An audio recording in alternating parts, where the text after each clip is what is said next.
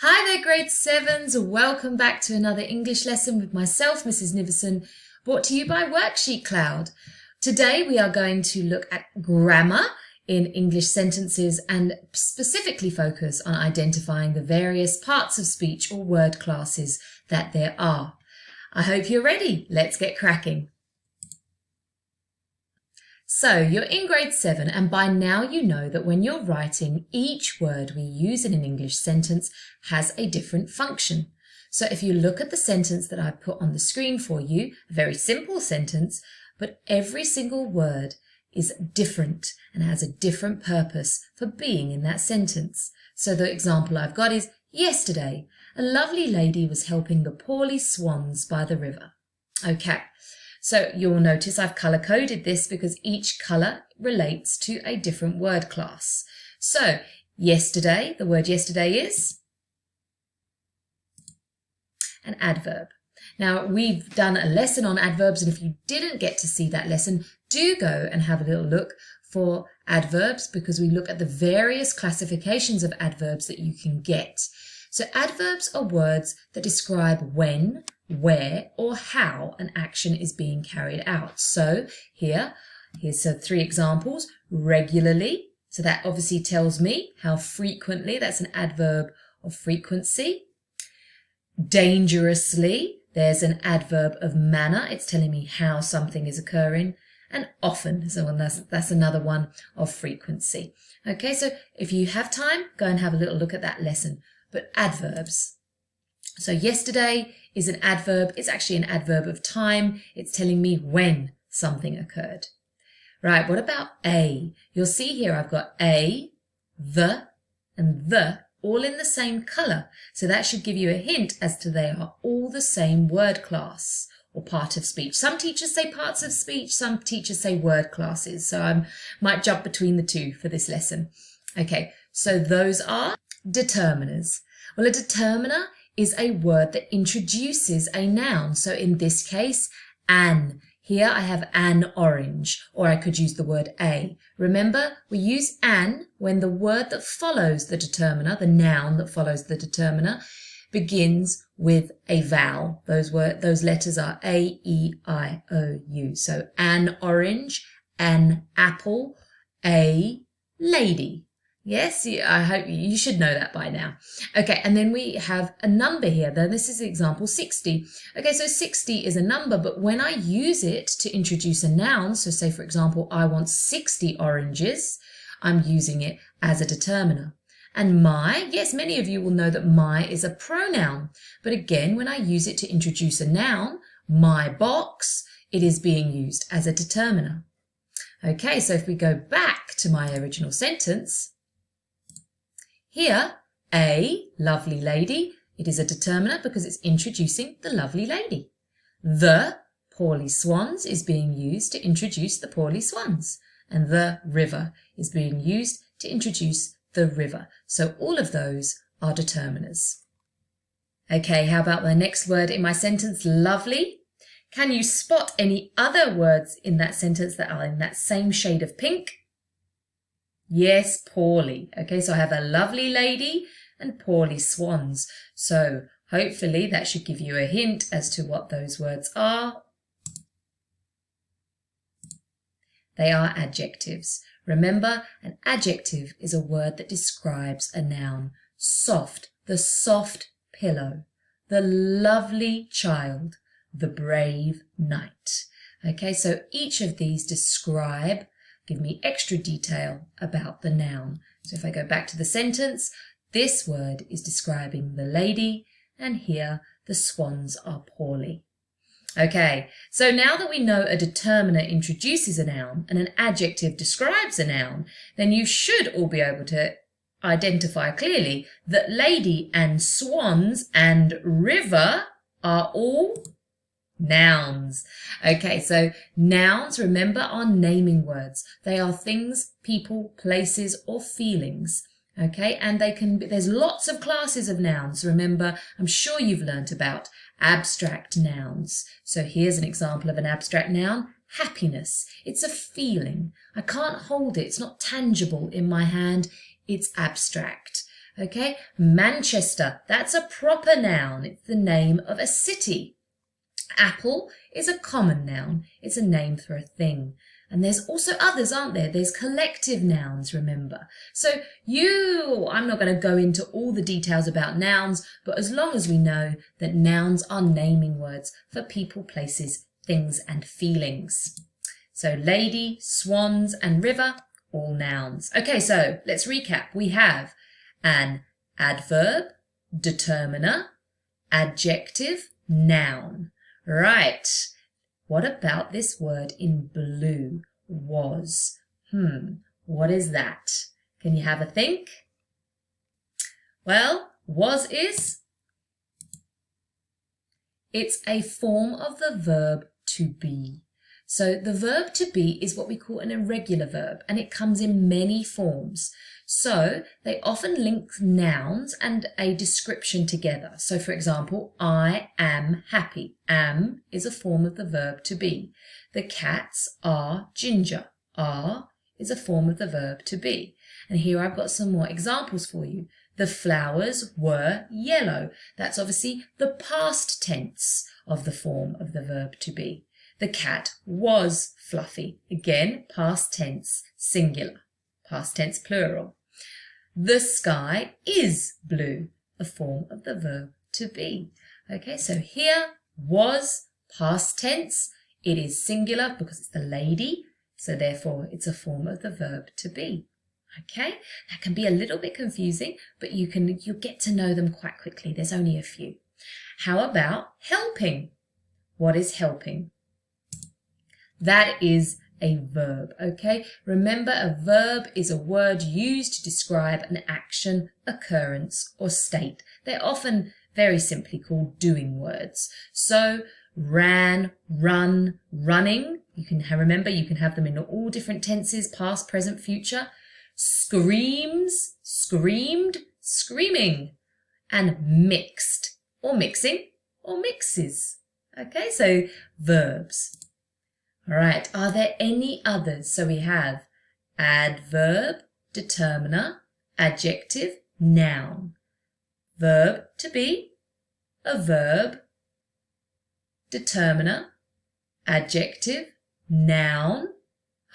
One other. What is this word in yellow? By. What do we class that as? That is what we call a preposition.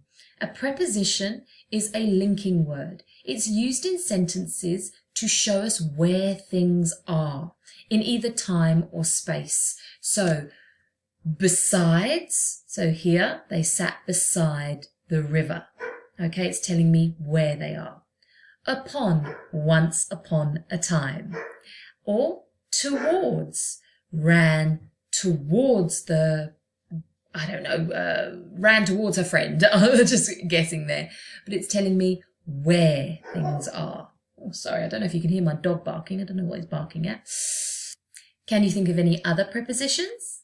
Next to, underneath, on top of. All are prepositions. They tell us where something is. In fact, there's a very famous book, I'm Going on a Bear Hunt, and we use it to teach little kids about prepositions. I'm going through, I'm going round, I'm going under, I'm going over. Yeah? Okay, now we should have all the parts of speech in this sentence. Adverb, determiner, adjective, noun, verb to be, verb, determiner, adjective, noun, preposition, determiner, noun.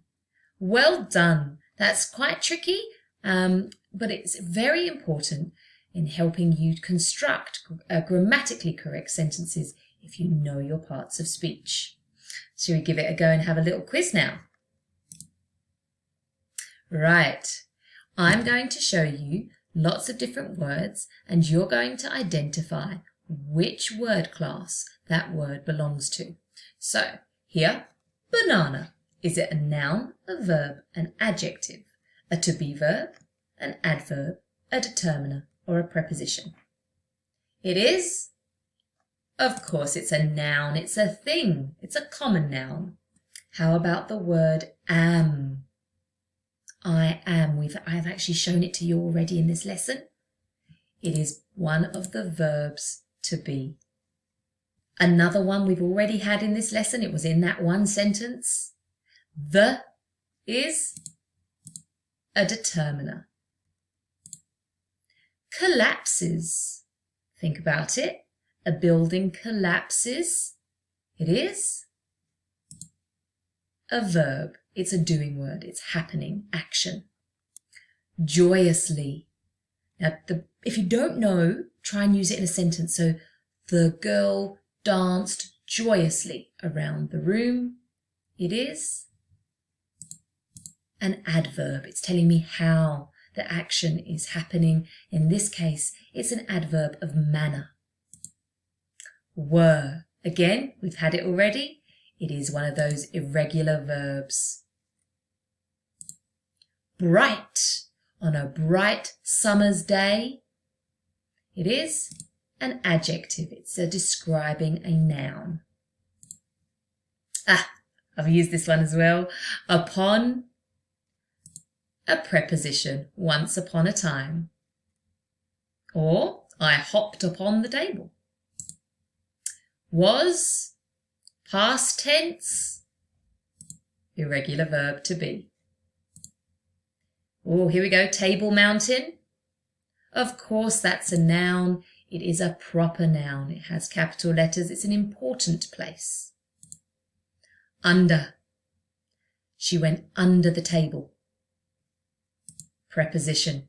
Telling me where something is. Is. It is a verb to be.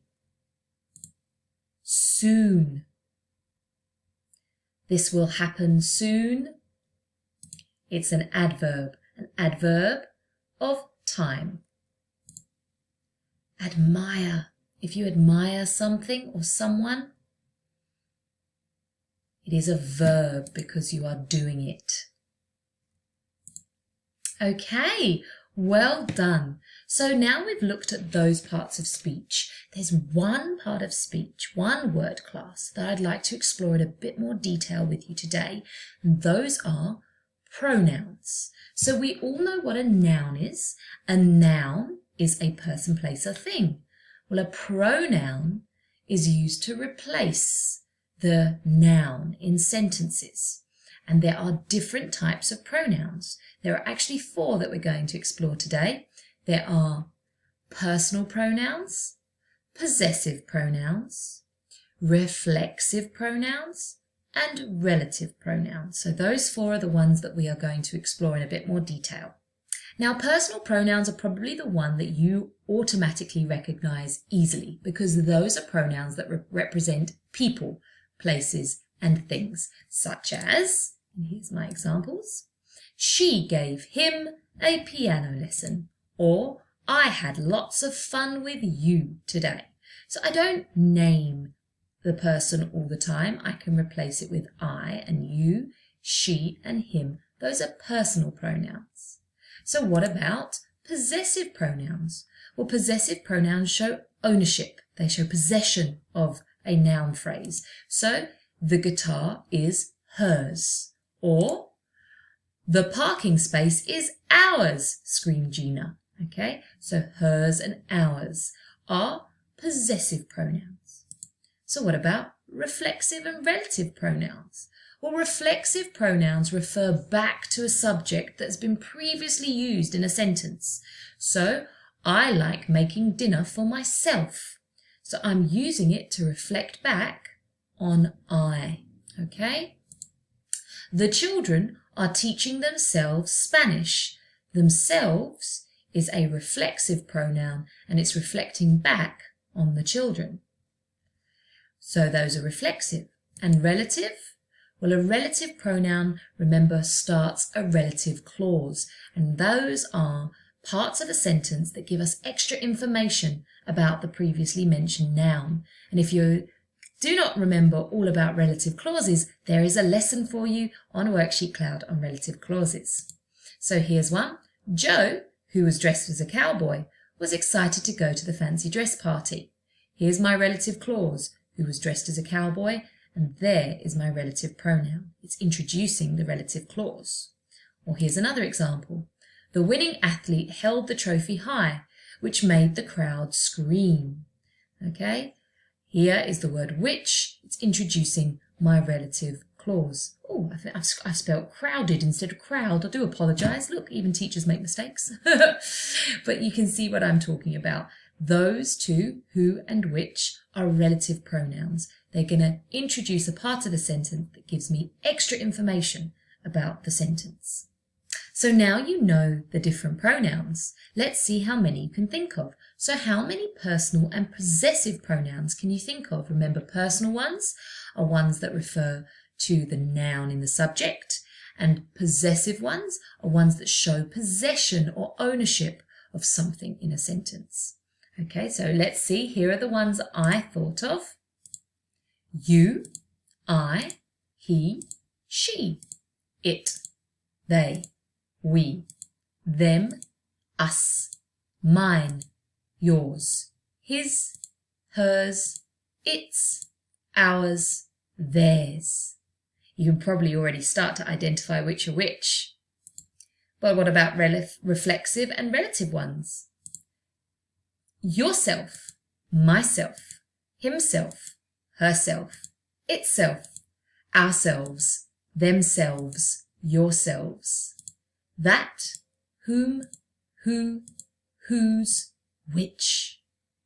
So those are all the pronouns or that I could think of. You may have come up with others that are reflexive and relative. So can you sort them? Now let's have a go. So keeping in mind that personal pronouns represent people, places and things, and possessive pronouns show ownership, can you sort those pronouns into the correct circles? Give yourself a second, maybe pause your video and then have a go. Let's see how you got on. I is personal. Yours, possessive. His, possessive. His guitar. Him, personal. He, personal. You, personal. Theirs, possessive. It's T-H-E-I-R-S. So you remember that belongs. She, personal. It's possessive. It's not with an apostrophe. It's not it is, it's its. The dog wagged its tail. Ours, possessive. Her, personal. It, personal. Them, personal. They, personal. And we, personal. Okay, so there's more personal than there are possessive, but you can see how they are used. And if you struggled with any of those, do what I do. Use them in a sentence and see if they're showing possession or if they're referring to a person, place, or thing. Now let's see if you can do the same with the reflexive and relative pronouns. Okay, remember what they describe. Myself, reflexive. That, relative. Which, relative. Herself, reflexive. Himself, reflexive. Yourself, reflexive. Whose, relative. Themselves, that's a plural reflexive. Who, relative. Whom, relative. Ourselves, another plural, but it's reflexive. Itself, reflexive, and yourselves, reflexive. So you see here, these ones end in self or selves. Okay, so they're referring back to a previously mentioned noun. These are the ones, the relative pronouns, which introduce a relative clause in a sentence. Okay, so now I'm going to show you some sentences and I'd like you to spot the pronouns. That's task number 1. And once you've spotted them, can you determine if they are personal or possessive? Here we go. Those eggs are ours. You need to collect them, said Anita. Is the bobble hat mine or yours? Asked Charlotte. First he signed the paper, then he walked inside. The responsibility is yours to make sure that you are lining up correctly. Sounds like something a teacher would say, hey. Just remember, there are probably more than one in each sentence. Have a go, pause your video. First job, see if you can spot the pronouns. Second job, see if you can guess which is personal and which is possessive. All right, let's go through the answers. Those eggs are ours. You need to collect them. Ours is a possessive pronoun. Who is telling us that the eggs belong to them. And you is personal. You need to collect them, said Anita. Is the bobble hat mine or yours? Those are both possessive pronouns. Okay, she's wondering who possesses the bobble hat.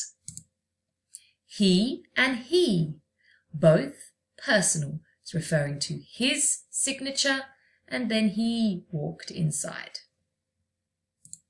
The responsibility is yours, the possession of the responsibility. There we go. And you, now that's another personal one. All right, now let's see if you can pop in the missing pronouns. Okay, so here I have sentences and they are missing pronouns. So see if you can put in the correct pronouns and then tell me if those pronouns are personal or possessive. Snap my pencil, screams Sandra. Don't know who did it. Ask, retorted Bradley. The chewing gum is not lied Saeed. This group is over there, snapped Kesha. Okay, let's see. See if you can again, pause your video because I probably am going far too quickly for you, and see if you can identify which pronouns would fit into those sentences to make them work, and then tell me if they are personal or possessive. Okay, here we go. She snapped my pencil, screamed Sandra. Now you could have had he. I don't know who did it. Ask them, retorted Bradley. You could have, I don't know who did it. Ask her, retorted Bradley, or him, all personal pronouns. The chewing gum is theirs, not mine, lied Saeed. Or you could have had, is mine, not theirs, lied Saeed. Okay? But those obviously are possessive pronouns. This group is ours. Yours is over there, snapped Kesha. Okay? Again, both possessive pronouns. They're telling you who the group belongs to. Well done, grade 7. So now let's see if you are experts with your pronouns. So I'm going to give you a quick quiz. I have got sentences, and in those sentences I've underlined the pronoun for you. I'd like you to tell me if it's personal or possessive, relative or reflexive. Right, you must stop lying to me. Personal or possessive? It is personal. It's replacing a person, isn't it? The name of a person. How about this one? The dog was cleaning itself. Reflexive or relative? Okay, you should know when it ends in the words, the suffix self, it's reflexive. It's referring back to the dog. People that exercise daily are more likely to maintain a healthy weight. Reflexive or relative? We're looking at the word that. It is relative this time. It is introducing a relative clause. People that exercise daily, there's the relative clause, are more likely to maintain a healthy weight. How about this one, personal or possessive? Please stop talking to me whilst I work. It is personal. I'm replacing the name of the person, aren't I? You are going to enjoy yourselves at the fun fair. Relative or reflexive? Again, nice and easy. It's got selves, so I know it's plural, but it's a plural reflexive. It's reflecting back on you, the group. Personal or possessive? If the pots are yours, you need to wash them. Possessive this time because it's saying who the pots belong to. Well done, grade 7. Oh, that was a bumper of a lesson, hey? So we did a recap on the different parts of speech, or word classes, whatever you call them, and then looked at pronouns in a bit more detail. I hope that has helped you with your grammar, and remember that following this lesson there is an activity I have posted for you on WorksheetCloud and a memo so you can mark your own work, all based on the various parts of speech that you should know in grade 7. Have a lovely day further. Bye-bye.